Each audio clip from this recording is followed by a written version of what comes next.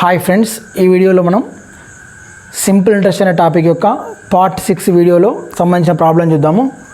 So అందులో first question వచ్చేసి Peter 10% per annum చొప్పున రూపాయలు 12,000 మరికొంత డబ్బు 20% per annum చొప్పున మరికొంత డబ్బు 20% per annum చొప్పున సింపుల్ ఇంట్రెస్ట్కి అంటే సరళ వడ్డీకి పెట్టుబడి పెడితే మొత్తం పెట్టుబడి మీద 14% per annum రేటుతో సింపుల్ ఇంట్రెస్ట్ గిట్టుబాటు అయింది.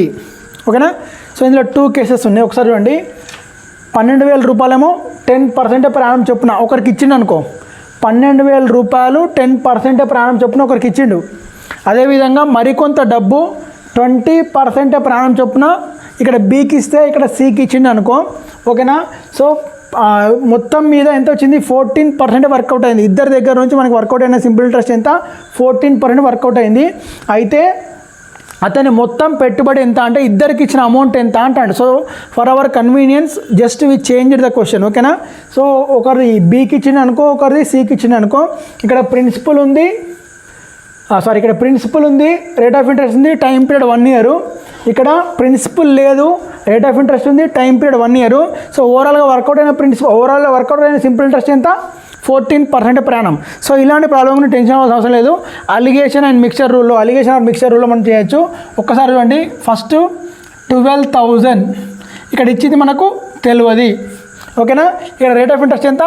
10% per annum. 10%. ఇక్కడ ఇచ్చింది ఎంత? 20%. సో ఓవరాల్గా వర్కౌట్ అయింది ఎంత? 14%. సో కాబట్టి అది మీడియన్. ఓకేనా? రైట్. సో 20 - 14 6, 14 - 10 4, 2 3 జా 2 3 6, 2 2 4, 3:2 రేషియోలో ఇచ్చిండు. 3:2 రేషియోలో ఇచ్చిండు. 3 parts 12,000 అయితే 3 parts 12,000 అయితే సో 3 parts 12,000 అయితే 1 part 12,000/3 4,000. 2 parts 8,000. 2 parts ఎంత? 8,000. సో ఈ 8,000 చూడగానే మనకు ఫస్ట్ ఆప్షన్ 8,000 ఉంది. సో నువ్వు 8,000కి వెళ్ళే ఛాన్స్ ఉంది. కాబట్టి క్వశ్చన్ క్లియర్గా చూడు. ఒకసారి ఏమి ఇచ్చిండు? అతని మొత్తం పెట్టుబడి ఎంత అంటాడు. సో మొత్తం పెట్టుబడి అంటే సో బీకి ఇచ్చింది 12,000, సికి ఇచ్చింది ఎంత? సికి ఇచ్చింది ఎక్స్ ఈక్వల్ ఎంత వచ్చింది? ఇక్కడ 8,000 వచ్చింది. సో ఇది మొత్తం కలిపి ఎంత? 12 + 8 ఎంత? 20,000. ఎక్కడ ఉంది? సి అనేది కరెక్ట్ ఆన్సరు, ఏ కాదు. So please be careful. Friends, next problem వచ్చేసి రూపాయలు 2,600 అసలు 6/2/3% per annum రేటుతో వచ్చే. ఓకేనా? అసలుపై 6/2/3% per annum రేటుతో వచ్చే సింపుల్ ఇంట్రెస్ట్ రూపాయలలో ఖచ్చితమైన సంఖ్య కావాలంటే కనీస సంవత్సరాల సంఖ్య అన్నాడు. ఓకేనా? So right. ఇక్కడ ఈ క్వశ్చన్ యొక్క ఇంటెన్షన్ ఏంటంటే సింపుల్ ఇంట్రెస్ట్ అనేది సో పాయింట్స్లలో ఉండద్దు. అంటే సో సపోజ్ చెప్తున్నా 500.5, 300.75, 200.54 ఇలా ఉండదు. ఖచ్చితమైన సంఖ్య కావాలంటే అది 200, 300, 400, 500. సో ఖచ్చితమైన సంఖ్య కావాలి. సో ఖచ్చితమైన సంఖ్య కావాలంటే ఏమంటాడు?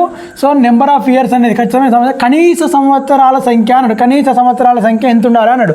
ఒక్కసారి కనుక చూసుకున్నట్టయితే ఇక్కడ ప్రిన్సిపల్ ఉంది, ఎంత ఉంది? 2,600 ఉంది. రేట్ ఆఫ్ ఇంట్రెస్ట్ ఎంత ఉంది ఫ్రెండ్స్? 6/2/3% per annum ఉంది. 6/2/3%. ఓకేనా? 1 yearకి తీసుకున్నాం. 1 yearకి సపోజ్ తీసుకున్నట్టయితే 1 year తీసుకుంటే 6/2/3% ఆఫ్ 2,600. ఇక్కడ /3 ఉంది. ఇక్కడ పర్ఫెక్ట్ డివిజబుల్ కాదు కాబట్టి ఏమవుతుంది? 1 అంటే పర్ఫెక్ట్ డివిజబుల్ కాదు కాబట్టి పాయింట్స్లో వస్తుంది కాదు. 2 ఉన్నది. సో 2 అంటే పర్ఫెక్ట్ డివిజబుల్ కాదు. 6/2/3 × 2 పర్ఫెక్ట్ డివిజబుల్ కాదు. సో ఒకసారి 3 తీసుకున్నట్టు. ఎందుకంటే 6/2/3 మనం ఏం తీసుకోవచ్చు అంటే 3 6 18 + 2 20/3% అని తీసుకోవచ్చు. 20/3 అని తీసుకోవచ్చు. ఒకవేళ మనకి ఇక్కడ డినామినేటర్లో 3 లేదనుకో, సో 3 లేకపోతే వీఆర్ సేఫ్ సైడ్. సో డినామినేటర్లో 3 ఉండద్దు అంటే మనకి ఎన్ని ఇయర్స్ ఉండాలి? 3 years ఉండాలి. సో ఒకసారి చూసుకుంటే సో 3 years ఉండాలి. 3 years డినామినేటర్ 3 అంటే 3 క్యాన్సల్ కావాలంటే న్యూమరేటర్లో ఎంత ఉండాలి? 3 ఉండాలి. SI equals to PTR/100, principal 2600, time period 3 years, rate of interest 20/3. So కామన్గా 100 అనేది కామను, 2 క్యాన్సల్, 3 క్యాన్సల్, 26 52, 520 వచ్చింది. ఖచ్చితమైన నెంబర్ అంటే 520. ఓకేనా. సో ఇంకొకటి ఏంటంటే నువ్వు ఆప్షన్ 3 వెళ్ళిపోవచ్చు. ఇక్కడ డినామినేటర్లో 3 ఉంది. సో 3 yearsకి వెళ్ళిపోతే క్యాన్సిల్ అవుతుంది. సో 6 ఉన్నా కూడా 3 క్యాన్సిల్ అవుతుంది. కానీ వాడు ఏమన్నాడు, 6 years పెట్టినా కూడా నీకు ఖచ్చితమైన సంఖ్య వస్తుంది. 6 years అప్లై చేసినా కూడా 520కి 1040 ఆన్సర్ వస్తుంది. కానీ ఏంటంటే మిస్టేక్ ఏం జరుగుతుంది అంటే కనీస సంవత్సరాల సంఖ్య minimum number. So minimum number అంటే ఏంటిది, 3 అనేది మినిమం నెంబరు. కాబట్టి మినిమం టైం పీరియడ్ ఎంత, 3 years. ఫ్రెండ్స్ నెక్స్ట్ ప్రాబ్లం వచ్చేసి కొంత డబ్బు 2 సంవత్సరాల కాలానికి కొంత వడ్డీ రేటుతో అయ్యే సరళ వడ్డీకి, అదే డబ్బు 3% ఎక్కువ వడ్డీ రేటుతో అయ్యే సరళ వడ్డీకి తేడా ₹72 అయితే ఆ డబ్బు ఎంత అంటాడు. రైట్, అంటే ప్రిన్సిపల్ ఎంత అంటాడు. సో కొంత ప్రిన్సిపల్ తీసుకున్నాడు, టైం పీరియడ్ వచ్చేసి 2 years, రేట్ ఆఫ్ ఇంట్రెస్ట్ మనకు తెలియదు, కొంత సింపుల్ ఇంట్రెస్ట్, దాంతో కొంచెం వచ్చే సరళ వడ్డీ వస్తుంది. ప్రిన్సిపల్ ఉంది, టైం పీరియడ్ ఉంది, rate of interest simple interest వస్తుంది. సో అదే డబ్బు అంటే అదే ప్రిన్సిపల్ 3% ఎక్కువ, ఇక్కడ రేట్ ఆఫ్ ఇంట్రెస్ట్ తెలియదు, దానికి ఒక 3% ఎక్కువ అంటాడు. 3% ఎక్కువ వడ్డీ రేటుతో అదే కాలానికి అయ్యే సరళ వడ్డీకి తేడా ₹72 అయితే ఆ సొమ్ము ఎంత అంటాడు. ఒక్కసారి ఇక్కడ 2 కేసులు ఉన్నాయి. ప్రిన్సిపల్ తెలియదు కాబట్టి X అనుకో, time period 2 years, rate of interest తెలియదు కాబట్టి R% అనుకో. ఫస్ట్ కేసు ప్రిన్సిపల్ మళ్ళీ same X, time period same 2 years, rate of interest ఇక్కడ R% 3 అనుకో, ఎక్కువ అంటే +3 6 అవుతుంది. ఇది 4 అనుకో, +3 7 అవుతుంది. 5 అనుకో, +3 కానీ తెలియదు కాబట్టి, కానీ ఇక్కడ ఏమవుతుంది R+3% అవుతుంది. ప్రిన్సిపల్ ఉంది, టైం పీరియడ్ ఉంది, రేట్ ఆఫ్ ఇంట్రెస్ట్ ఉంది, SI 1 వస్తుంది. ప్రిన్సిపల్ ఉంది, time period, rate of interest ఏమవుతుంది, SI 2 వస్తుంది. ఆబ్వియస్గా ఇక్కడ సింపుల్ ఇంట్రెస్ట్ అనేది ఎక్కువ వస్తుంది. అదే తేడా ఏమంటాడు, ₹72 అంటాడు. అంటే SI 2 minus SI 1 equals to 72. సరే ఇక్కడ ఎందుకు ఎక్కువ వస్తుంది, ఇక్కడ ఎంత తక్కువ అంటే ప్రిన్సిపల్ సేమైనా, టైం పీరియడ్ సేమైనా, రేట్ ఆఫ్ ఇంట్రెస్ట్ ఇక్కడ R%, ఇక్కడ R+3 కాబట్టి ఇక్కడ ఎక్కువ వస్తుంది. ఆ రెండు మధ్యలో తేడానే ₹72. సో SI 2 ఈ principal SI equal formula PTR/100, X into R+3 into 2/100 plus X into 2 into R/100 equals to 72. ఏం లేదు ఇక్కడ చూడు, 2RX ఓకేనా, 2RX ప్లస్ 6X ఓకేనా. ఏం చేసిన X ఇంటూ R ఇంటూ 2 ఓకేనా, X ఇంటూ 3 ఇంటూ 2. సో కాబట్టి ప్లస్ 6X ఇక్కడ తేడా అన్నాడు కాబట్టి minus SI 2 minus SI 1 equals to 72. So ఇక్కడ మైనస్ ఓకేనా. సో మైనస్ ఇంకేమంటుందంటే ఏమవుతుంది, 2RX వచ్చింది, డివైడెడ్ బై 100 కామన్గా ఉంది 72. ఈ 100 అటు పోతే 72 అవుతుంది, 100 అవుతుంది. దాంతోపాటు 2RX plus 2RX minus 6X equals to 7200, X equal to 6 12 X equal to 1200. So కొంచెం లాంగ్ అనిపించింది మనకు ఓకేనా. నేను గ్యామ్లింగ్ చేయలేదు, ఇచ్చిన డాటాను రాసుకున్నా, ఇచ్చిన తేడాను SI 2 మైనస్ SI 1 రాసుకున్న 72. సో నువ్వు ఎక్కడ బ్రేక్ అయినా అంటే క్యాలిక్యులేషన్ దగ్గర కొంచెం తేడా వస్తుంది. సో కాబట్టి please be careful. So this is also good method only. So ఇలా కాకుండా మనం ఇంకెక్కడ చేయొచ్చు సార్ అంటే చేయొచ్చు, అది సింపుల్గా చెప్తాను. ప్రిన్సిపల్ X అంటే ఏమనుకున్నాం, ప్రిన్సిపల్ X అనుకున్నాం కాబట్టి 1200 వచ్చింది ఓకేనా. రైట్. సో ఇప్పుడు మనం దీన్ని ఈజీగా చేయాలంటే ఇదంతా ఏం బాగోతం అవసరం లేదు మనకు. దీన్ని ఈజీగా చేయాలంటే అసలు పెన్ను పేపర్ అవసరం లేదంటే కొంచెం మెచ్యూర్గా ఆలోచించాలి. ఆ కొంచెం మెచ్యూర్గా ఆలోచించే క్రమంలో ఎంత పర్సెంటే ఎక్కువ, 3% ప్రాణం ఎక్కువ. ఎన్ని సంవత్సరాలకు, 2 ఇయర్స్కి. సో మొత్తం సింపుల్ ఇంట్రెస్ట్ సేమ్, ప్రతి సంవత్సరం సింపుల్ ఇంట్రెస్ట్ సేమ్ కాబట్టి 3% per annum చొప్పున 2 సంవత్సరాలకు అయ్యేది ఎంత? 6%. ఇదే ఎక్కువ అంటాడు. ఈ 6% ఎక్కువ కావడం వల్ల రూపీస్లో తేడా ఎంత వచ్చింది? 72 వచ్చింది. అంటే 6% ఈక్వల్ టు 72 అన్నట్టేనా? ఓకేనా? ఈ ఎక్కువ దేని మీద ఎక్కువ? ప్రిన్సిపల్ మీద ఎక్కువ. కాబట్టి 6% 72 అయితే మనకు ప్రిన్సిపల్ ఎప్పుడు ఏమనుకోవాలి? 100% అనుకోవాలి. 100% ఎంత? రైట్, 72 × 100/6. 6 ఎక్క 6, 6 12 72. 12 × 100 = 1200. No need to use of pen and paper. Directly you can go for 1200 as your answer. So if you follow this. So friends, next question వచ్చేసి వార్షిక ఎస్ఐ రేటు 10% per annum నుండి 12.5% per annumకు ఎక్కువ చేస్తే simple interest ఎక్కువ చేసింది. ఎట్లా? 10% per annum నుంచి 12.5% per annumకు ఎక్కువ చేస్తే ఒకనికి సంవత్సర కాలంలో 1250 రూపాయలు అధికంగా వచ్చింది. 1250 రూపాయలు అధికంగా వచ్చేది. అయితే అసలు ఎంత అంటాడు. ఇంతకుముందు ప్రాబ్లం లాగానే. సో కాబట్టి నేను దాన్ని complicate చేయదలుచుకోలేదు. 10% per annum, 12% per annum. ఈ రెండింటి మధ్యలో తేడా ఎంత అంటాడు? 1250 అంటాడు. Just common sense. 12.5 - 10 ఈక్వల్స్ ఎంత? 2.5. ఇన్ టర్మ్స్ ఆఫ్ పర్సెంటేజ్ ఎంత? 2.5 ఎక్కువ అయింది. ఈ 2.5% సంవత్సర కాలంలో ఎక్కువ కావడం వల్ల, సంవత్సర కాలమే ఇంతకుముందు 2 సంవత్సరాలు, ఇక్కడ సంవత్సరం కాలం కాబట్టి సో తేడా 2.5%. So in terms of percentage ఏమో 2.5, ఇన్ టర్మ్స్ ఆఫ్ రూపీస్ ఏమో 1250. అయితే అసలు ఎంత ఎప్పుడు కానీ 100% అనుకోవాలి. 2.5% 1250 అయితే 10% ఎంత? దీన్ని ఎన్ని అంతలు చేయాలి? 4 అంతలు చేయాలి. 4 అంతలు చేస్తే ఎంతది? సో 1250 × 4 అంటే ఎంత? 5000. సో 10% 5000 అయితే 100% అంటే ఇంకొక 0 ఎక్కువ పెట్టాలి. That is 50,000. నీ ప్రిన్సిపల్ ఎంత? 50,000. ఫ్రెండ్స్, నెక్స్ట్ క్వశ్చన్ వచ్చేసి ఒకడు తన పెట్టుబడిలో 1/3 భాగం 7% per annum, 1/4 భాగం 8% per annum, మిగతాది 10% per annum రేటుకు వడ్డీ వచ్చే విధంగా పెట్టుబడి పెట్టాడు. అతనికి దాని మీద సంవత్సరానికి రూపాయలు 561 మొత్తం రాబడి వస్తే అతని పెట్టుబడి ఎంత అన్నాడు. ఒకసారి చూడండి. వాడు 3 పార్ట్స్గా డివైడ్ చేసిండు. మన దగ్గర ఉన్న అమౌంట్ని, వాడి దగ్గర ప్రిన్సిపల్ని 3 పార్ట్స్గా డివైడ్ చేసిండు. అందులో 1/3 భాగమేమో 7% per annumకి, 1/4 భాగమేమో 8% per annumకి. మిగతా అది 1/3 1/4 దాకా మిగిలింది ఉంటాయి కదా, వాని దగ్గర ఉన్నది. ఆ మిగిలింది 10% per annumకి ఇస్తే వానికి సంవత్సరం చివర వచ్చిన ఇంట్రెస్ట్, సింపుల్ ఇంట్రెస్ట్ 561. అయితే అసలు ఎంత అంటాడు. వాడు పెట్టిన పెట్టుబడి ఎంత అంటే అసలు ఎంత అనుకోవచ్చు.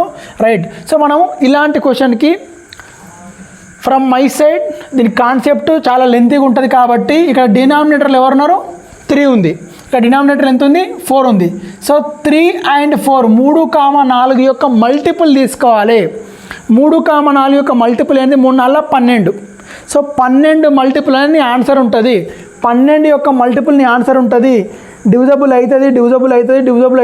అయితే మన బ్యాడ్ లక్. ఒకవేళ ఈ 4 ఆప్షన్లో ఒకటే ఒక ఆప్షను ఒక 6000 తప్ప మిగతా డివిజబుల్ కాకపోతే directly you can go for 6000. ఒక 7200 తప్ప మిగతా ఏది కాకపోతే directly you can go for 70 to 100. No need to go for calculation పోతే టైం వేస్ట్ చేసుకోమని. మన ఉద్దేశం ఏంటి? అత్యంత తక్కువ సమయంలో క్వశ్చన్ అటెంప్ట్ చేయడం. అది ఆప్షన్ త్రూ వెళ్తున్నావా, లేకపోతే ఎలిమినేషన్ మెథడ్ వెళ్తున్నావా, లేకపోతే కాన్సెప్ట్ వెళ్తున్నావా, లేకపోతే షార్ట్ కట్ వెళ్తున్నావా, ఎట్లయింది అత్యంత తక్కువ సమయంలో ఆప్షన్ రీచ్ కావాలి. ఏది కరెక్ట్ ఆన్సర్ రీచ్ కావాలి. సో అందులో ఆప్షన్ త్రూ మనకు వర్కౌట్ అయితే లేదు. Because of 4 options are exactly divisible by 12. కాబట్టి ఏమనుకుంటున్నా అంటే సో 12 యొక్క మల్టిపుల్ అనేది ఒకటి నెంబర్ తీసుకుంటున్నా, 1200 అనే నెంబర్ తీసుకుంటున్నా. పర్ఫెక్ట్ డివిజబుల్ 1200ని అనుకుంటున్నా. మొత్తం పెట్టుబడి 1200 అయితే అందులో ఫస్ట్ పార్ట్ ఎంత? 1/3. 1/3 ఆఫ్ 1200 ఎంత? 400. 1/3 ఆఫ్ 1200 అంటే ఎంత? 400. ఈ 400 ఎంతకి ఇచ్చిండు?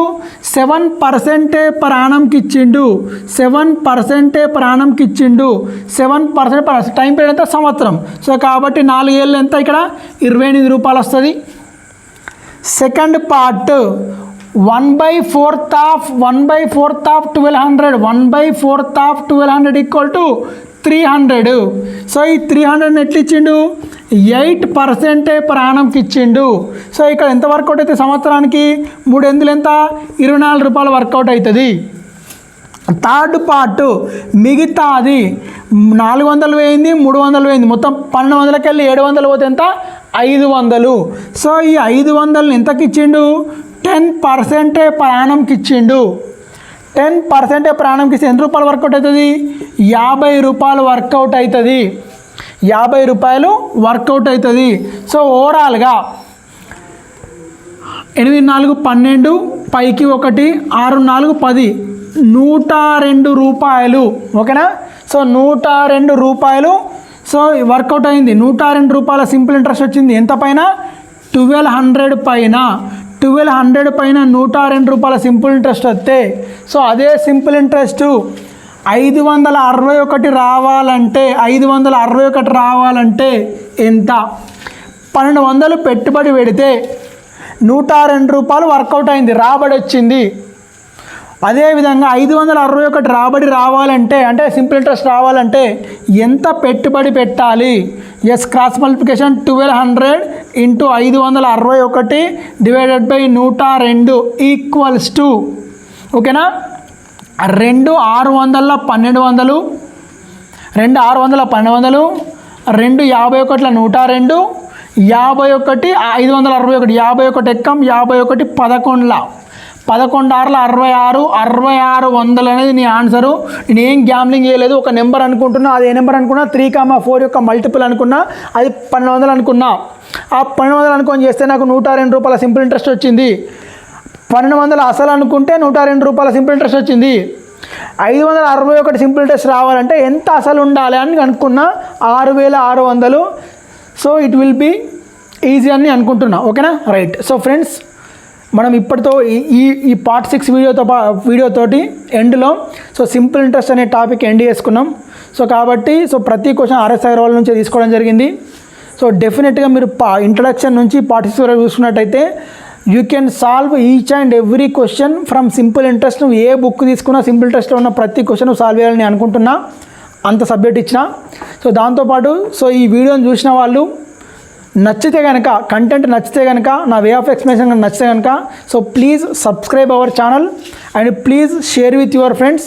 సో మీరు సబ్స్క్రైబర్స్ పెరిగినా కొద్దీ సో వ్యూస్ పెరిగినా కొద్దీ సో నాకేంటంటే కొంచెం ఇంట్రెస్ట్ వస్తూ ఉంటుంది, నాకు కూడా కొంచెం ఎంకరేజ్మెంట్ ఉంటా ఉంటుంది.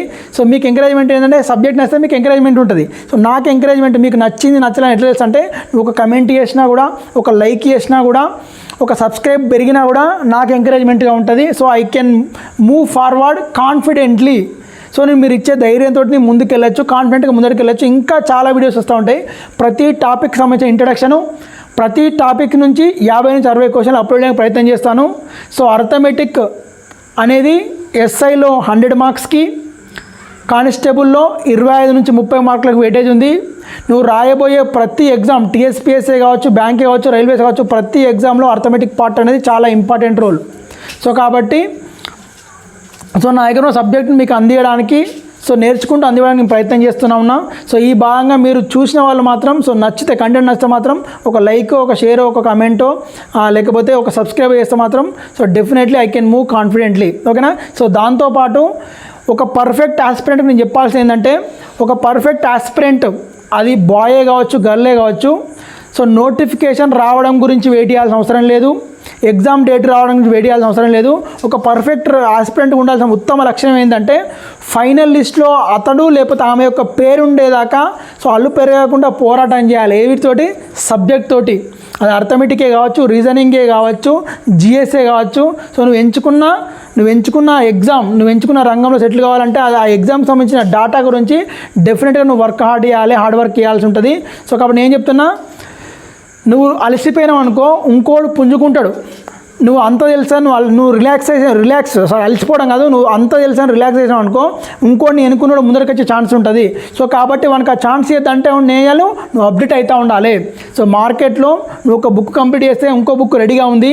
సో కాబట్టి ఆ బుక్లో కూడా ఎంతో కొంత కంటెంట్ ఉంటుంది, ఇట్ విల్ బీ హెల్ప్ఫుల్. దాంతోపాటు నీకు తెలియని కంటెంట్ ఉంటుంది. సో కాబట్టి please understand my intention. So please start చేసిన వాళ్ళు please continue your preparation confidently.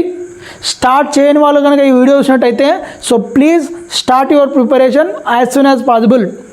Corona వచ్చింది కదా, కరోనా వచ్చిందని ఏమాగుతుంది? నీ రెగ్యులర్ లైఫ్లో తినడం ఆగుతుందా, పండుకోవడం ఆగుతుందా, ఏది ఆగుతుంది? ఏది ఆగది. సో కాబట్టి నోటిఫికేషన్ కూడా ఆగది. సో మనకు రీసెంట్గా మనకి ఏంటంటే టీఎస్పీఎస్సీ చైర్మన్ కూడా చేంజ్ అయ్యిండు.